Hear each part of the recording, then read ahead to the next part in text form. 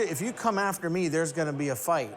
And you don't want to be the loser in the fight of this, because I'm gonna fight to the death. Just my open carrying is a deterrent for him to commit a crime. 1,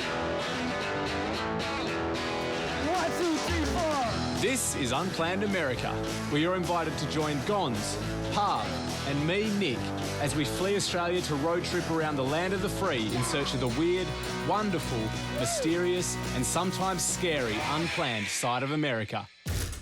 This week, we explore one of the most controversial issues in America, guns, from the perspective of the people who love them.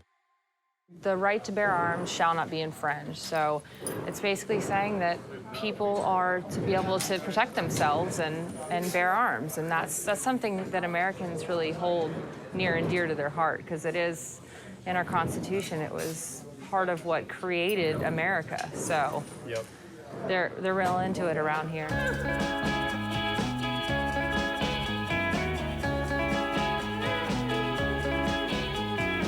The Second Amendment states, a well-regulated militia being necessary to the security of a free state, the right of the people to keep and bear arms shall not be infringed. So yeah, we're going to see what it's all about. As Australians, it's safe to say that the whole issue of gun use and gun laws are foreign to us.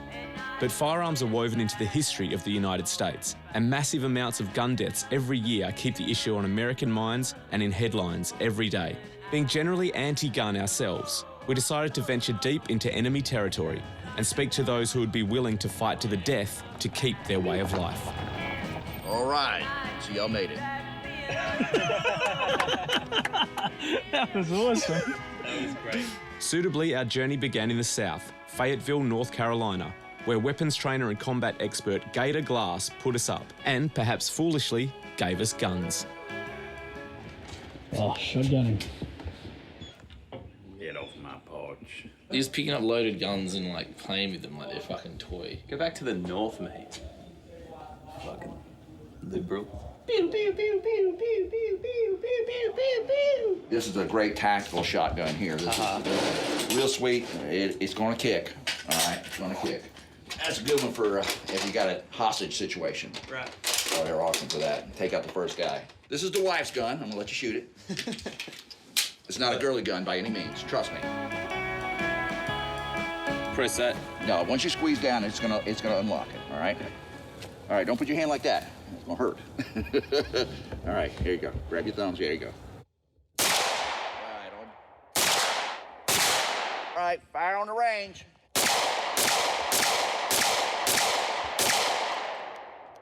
There you go. That's how you experience freedom.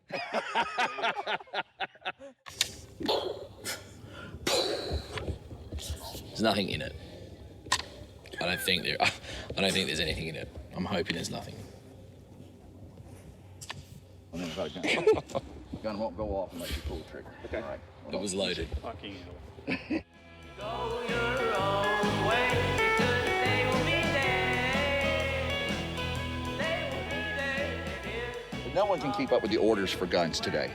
No one. There's not an armory. There's not a Smith & Wesson's behind schedule. Everybody's behind schedule, just catching up with the gun market. That's how much the guns are going out. The problem with a gun is it is designed and it can take life. I don't care if it's a 22 or a 45 or a 50 caliber. Any one of them can take a human life because it was created for that simple fact. I think that's what people hinge upon. But everybody that owns a gun is not a wacko by me. I mean, come on, think about it. It's what built this country. There's so many guns in the U.S. I think you supply every person in the U.S. with 5 guns right now with as many guns are in the U.S. So the actual idea that there could ever be a government force big enough to take all the guns away from people would just be about crazy.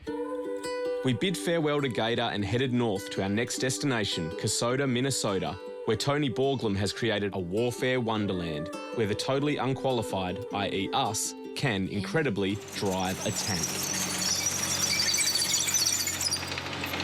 A lot of people like to jump to conclusions and just say, well, if we get rid of all guns, our problems will go away because the gun is the problem. But they're here, and you can't just make them all disappear. If they decide one day we're going to take all guns away, it's still going to be 200 years before they're all gone. People do stupid things with automobiles. We don't take the automobile away. We teach people to be responsible automobile owners. And why do you think it's important to own guns? people in the United States, I think, just enjoy going to a shooting range like ours and shooting a target for a little while, no different than bowling. Personal defense is a big one. How do you defend yourself? Everybody says, well, call the police.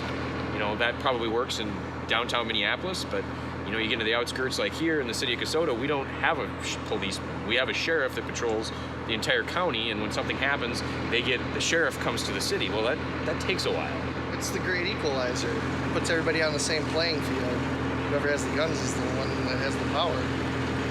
So if the government takes all the guns from you, and the government starts to go corrupt, you know, how are you going to defend yourself against them? Is that a fear that you might have to defend yourself against the government one day? I think that's what the Second Amendment is all about. The First Amendment is freedom of speech, but if someone can use power to stop your freedom of speech, if you don't have a gun to protect yourself from that, there goes your First Amendment.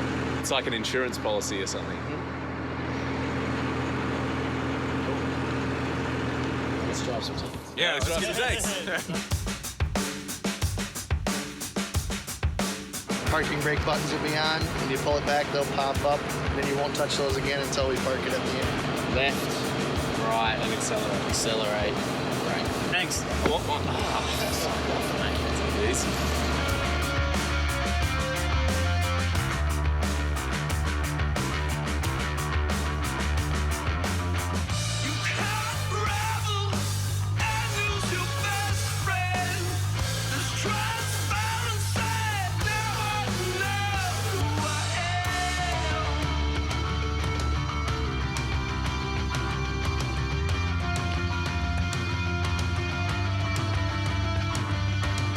Mechanics of it was simple, really. The only thing is I can imagine doing it for like a long time will get tiring. Yeah, I didn't really feel anything actually. I find probably because I was going faster. I was the fastest. I was just like. you were like. No, I was like. He was like gently pushing the fucking. No, I was like. Really hurt, no, he was just like. Barrett, M82A1. Wow. What do they use that for? It's against the Geneva Convention, technically, to use this to fire this at people. However, it can be used for material. It can be vehicle, engine, tire, military-issued glasses, military-issued zipper are all great examples of equipment which you could use this rifle to engage. However, you can't shoot people. So you can shoot there though. You can shoot that zipper. Yeah.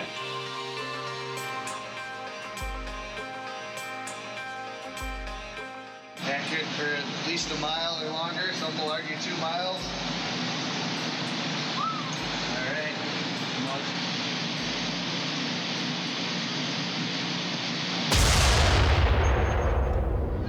There, right?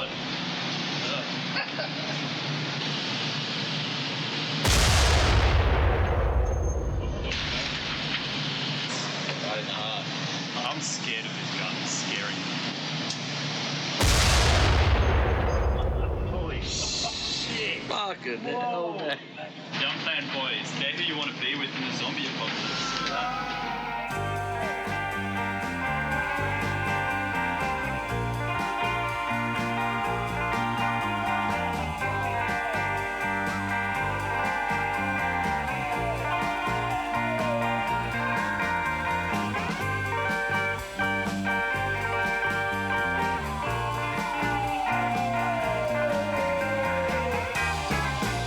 Target from our shooting, obviously a lot in this region, a couple of head kill shots. These down here, which seemed to be an accident, were actually what I was going for, were dick shots, trying to maim the sexual predator.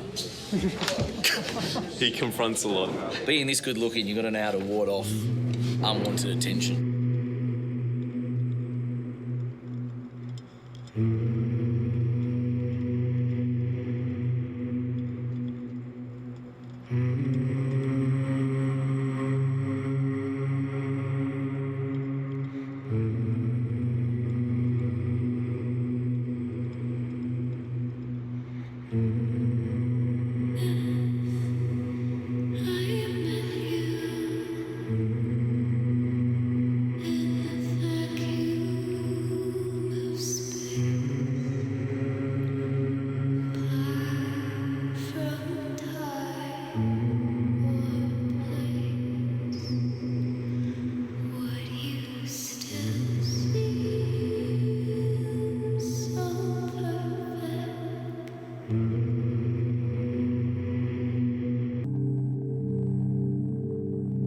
We're in Blue Ridge Arsenal. They've got some serious weaponry here. They've got handguns, Shotguns. assault rifles. And let's not forget the mightiest of them all, the pen. Our next stop was Virginia, one of an incredible 31 states where it's legal to openly carry a gun in public without a license. To us, conjuring up images of a dangerous Wild West mentality. We met the head of the Virginia Open Carry Group, Ed Levine, a passionate shooter who never leaves the house unarmed. It is a actual gun. It's a 22 caliber. It is in the belt buckle.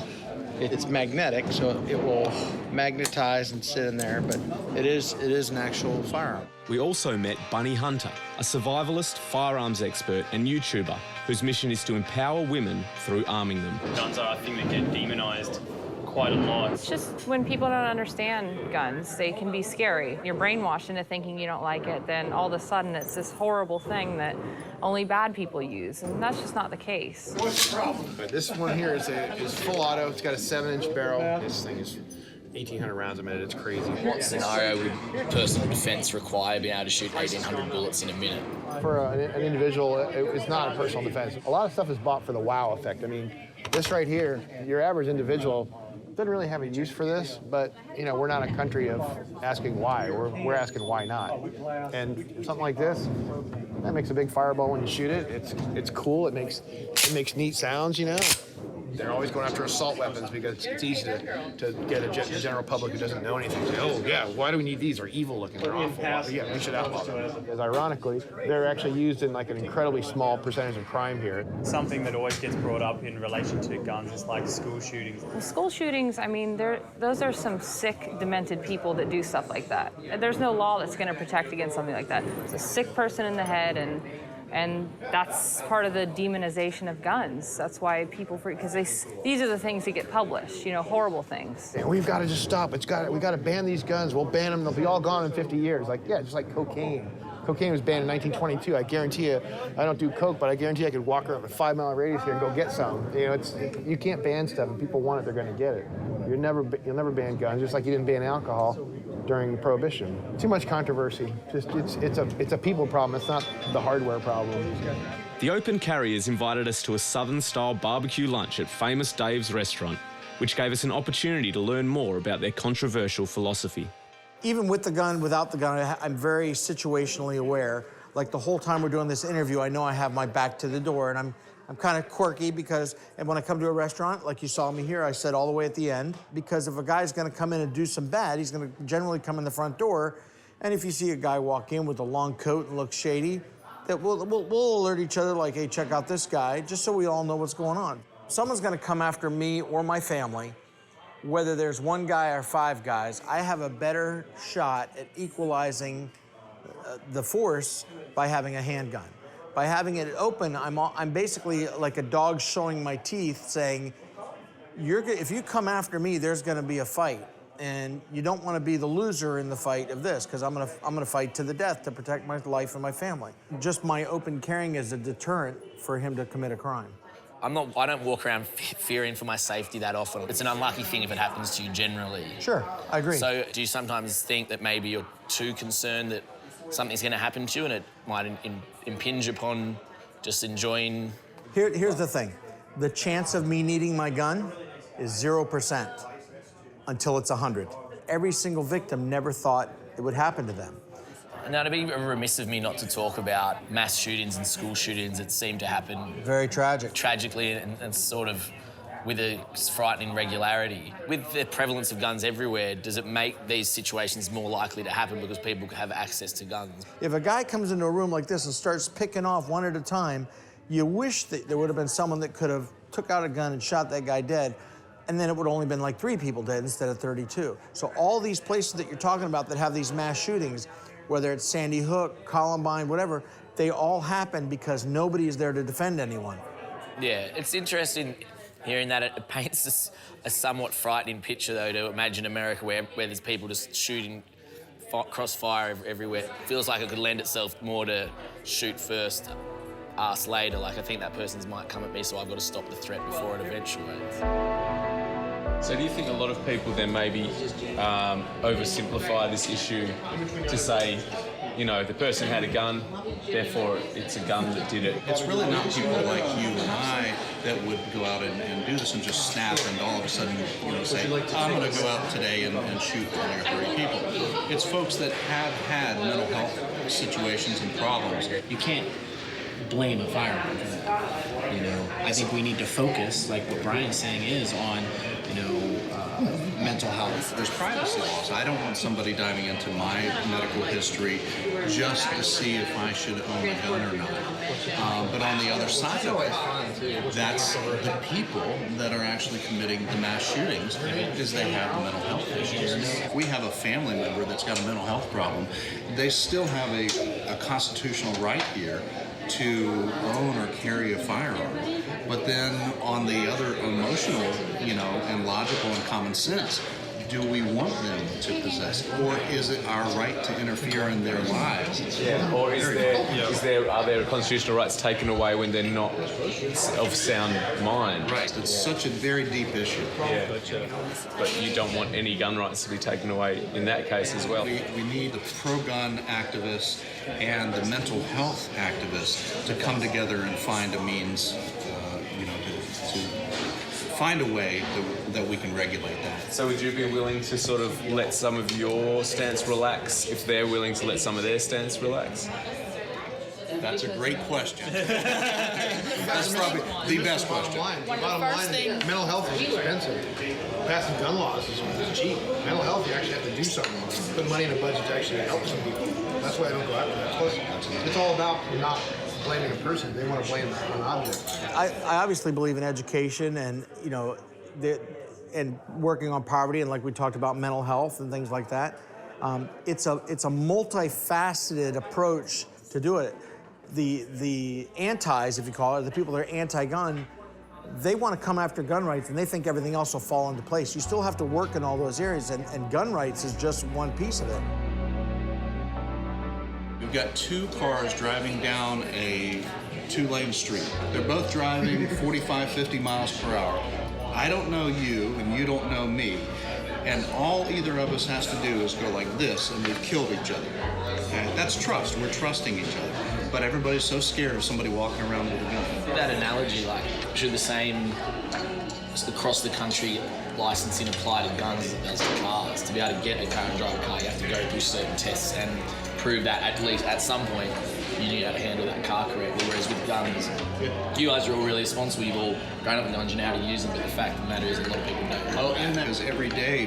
Thousands of people are injured or killed in car accidents, even though they are licensed. When you jump in a car, there's so many different factors. With a gun, there's a few safety issues that you need to go through. You have to take the emotions out of it. I mean, because a lot of folks that automatically want to take the guns away, it's emotional driven because of their fear or something that has happened to them. So it's very emotionally driven. So if you can take the emotions out of it, it makes it a lot easier to have an open discussion. And there's emotions at both sides, so it is taking the emotions out of it.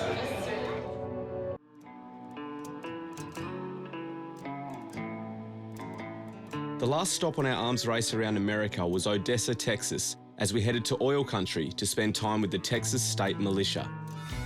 A cornerstone of the Second Amendment to the Constitution, militias in the US are military-style private organisations that are active in all 50 states. As we headed to the Texas State Militia's private gun range, we braced ourselves for what we feared would be an afternoon spent with borderline terrorist, anti-government wackos. So what is it that you guys do then as a militia group, as an organisation? Even before the Constitution, it was just a recognized responsibility of every citizen to own a musket or a rifle. There were codes and statutes in place. Now it's the Militia Act of 1903. At least in our organization and in most actual well-regulated militia groups, the term well-regulated militia means we police ourselves. You know, the militia is not governed by the government. We have laws that we have to follow, but there's nobody from the government that can come in and tell us how we train, what weapons we carry, what our rules are. It's on us as responsible citizens. Every single person that's in TSM is somebody who actually does care about society. We're not criminals. We're not racist. We're here because those people exist. Whether they're part of a government or they're part of another country or they're just criminals on the street, they have guns. We need guns to protect society against them. Do you see other militia who maybe are perhaps racist and do have groups that they hate, you know, within America? There are groups that exist like that just about everywhere in the States. It doesn't matter how ignorant they are, they still have a right to think that way. Yeah. As long as they don't carry out those actions and are violent, they still can say or do whatever they want. I left the group I was with before and because, you know, they were just trying to build a private army, basically. You know, and they were construing the Second Amendment and what its intent is to that end. So we left, we took the guys that were in our unit, you know, and we formed TSM. And it grew from one, you know, 4-man group of people to, what, 11 statewide companies now? organization, yeah. 2,000 people. So what's your relationship like then with the sheriff? In every instance, in every county that we operate in, they know we're there, they know what our capabilities are. Sometimes they like it, sometimes they don't. It's just up to the sheriff. And as long as they're doing their job, we respect every lawful request that they have of us. Basics of firearms. Finger off the trigger first off. Safety on at all times unless you're actually shooting. If you hear me shout ceasefire, just ceasefire immediately, all right? Okay. Amateur hour. Am I doing it right or? Here, let me see. If you hold this round like that, just push straight down. That's what I was doing.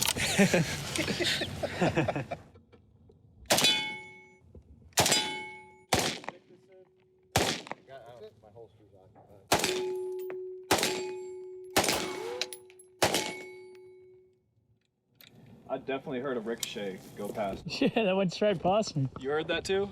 Did it? Yeah, dude. What? You know, we're just everyday people that, I mean, watching out for our neighbors. The police come and take a report of what happened and try to find the criminal. It is the individual's job to not be the victim. Or if it's somebody who can't take care of themselves, it's society's job to take care of them. It's the responsibility of the able-bodied American citizen to have the weapons and the gear and the training necessary. I don't want to wait around for the Army to come save my town if terrorists attack and the power grid goes down. You look at dozens and dozens of examples where society breaks down temporarily or long-term and the government's not there to help you. Well, it's your responsibility as a citizen to have the firepower and the training necessary to help defend your town, defend your neighbors. To make sure that society doesn't descend into chaos. How likely do you think it is that the government would become the criminal organization? The bigger any organization, doesn't matter if it's government or a private corporation, the bigger it gets, the more money it's going to waste, the more corrupt it's going to be, guaranteed. You can look at any good, peaceful government and see how it gets corrupted by the wrong people, and it ends up turning against the people and uses them to further the select few that are in charge. If the government starts ignoring the rule of law, then the government's not the government anymore. It's just a larger, better equipped group of people, yeah, that are doing the same thing that a thug trying to rob the 7-Eleven is.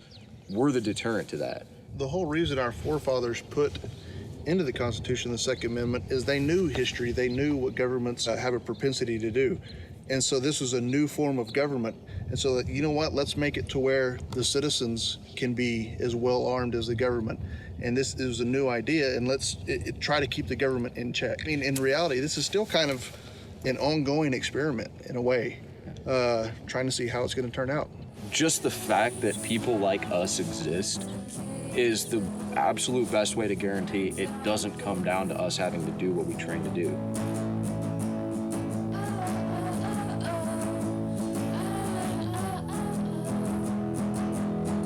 Sorry, Frog Prince. There's nothing better to do with something you hate than blow it up.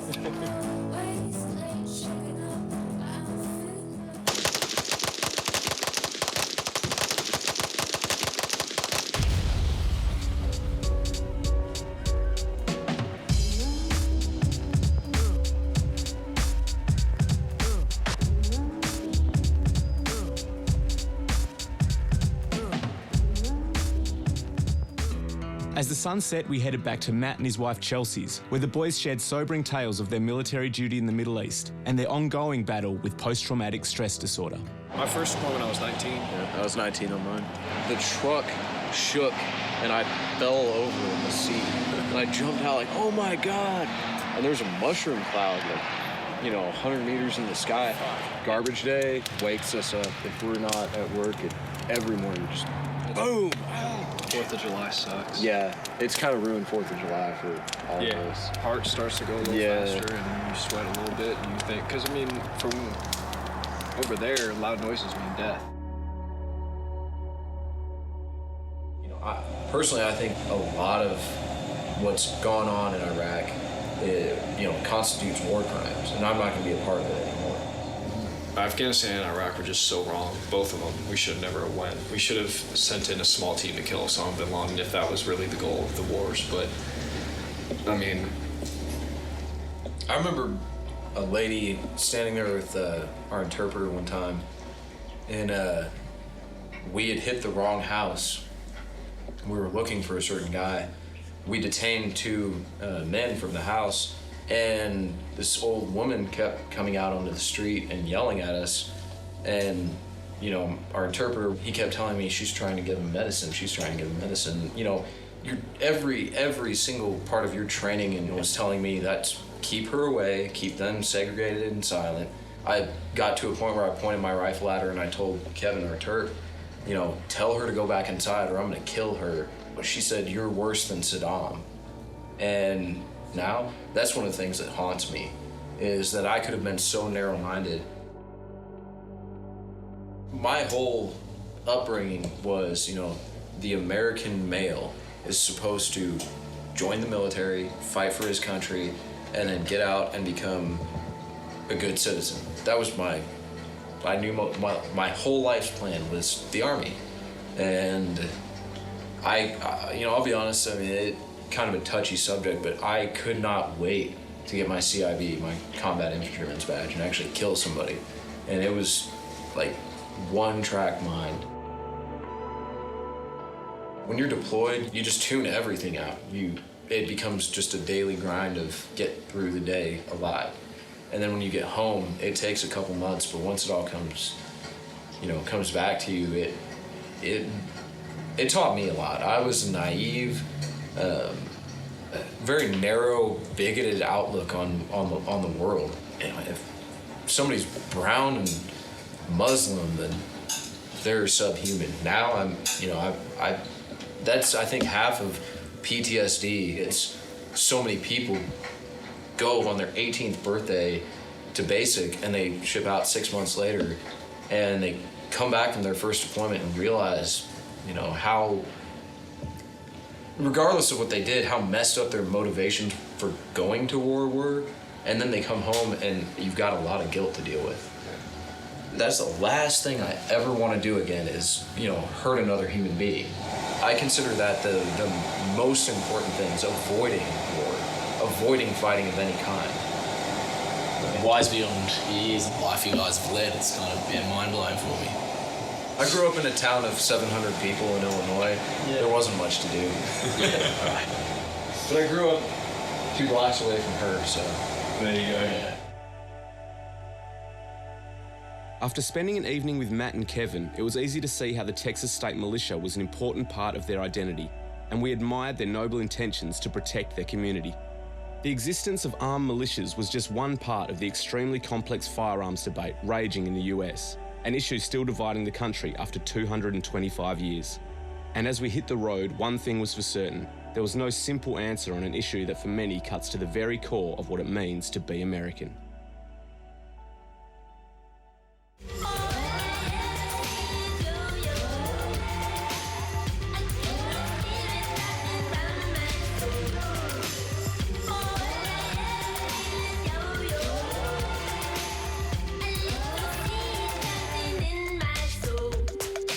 Thanks for watching. Thanks for watching.